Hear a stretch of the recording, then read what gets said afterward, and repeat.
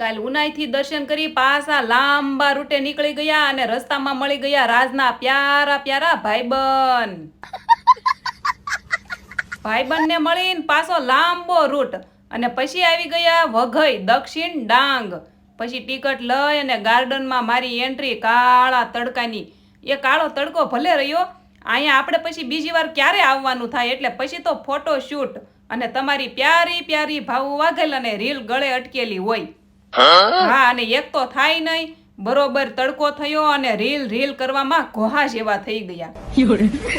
અમારા બેન જોવો લ્યો, આયા મારી રીલ પૂરી કરી રહી, ત્યાં રાજ હું તો બાકી રહી ગયો ભાવું. મેં કીધું હાલ્યા આવો, બીજું હું. આ એક પાસા બાકી રહી ગયા તો પાછી બેહાડી મને, અને પછી અમે જેવા ઊભા થયા બાળ મંદિર આવી ગયું. એને રીલ બનાવવાની હોય ને, અને આયા તો નાના મોટી બધાય હિસકો ખાવામાં લાગી ગયા.